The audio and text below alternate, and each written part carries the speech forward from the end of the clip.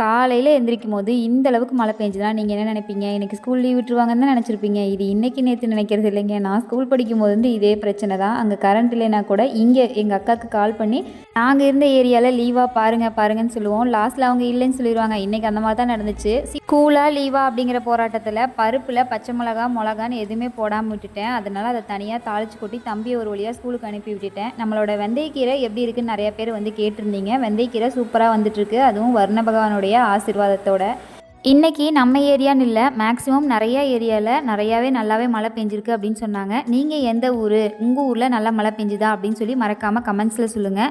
இன்றைக்கி வந்து கொஞ்சம் கிச்சன் க்ளீனிங் ஒர்க் எல்லாத்தையுமே பார்த்துட்டேன். இனிமேல் சமையலுக்குமே தேங்காய் எண்ணெய் யூஸ் பண்ணிப்போம் அப்படின்னு சொல்லிட்டு தேங்காய் எண்ணெய்வே 2 பாட்டிலையுமே ஊற்றி அப்படியே வந்து அதோட இடத்துல ப்ளேஸ் பண்ணிட்டேன். நமக்கு என்னமோ கிச்சனை கொஞ்சமாக க்ளீன் பண்ணாலும் சரி, என்னமோ நிறையா ஸ்பேஸ் கிடைச்ச மாதிரி இருக்கும். நாளைக்கு இன்னொரு மினி விலாகில் மீட் பண்ணலாம். வீடியோ பிடிச்சா மறக்காமல் லைக் பண்ணி சப்ஸ்கிரைப் பண்ணிவிடுங்க.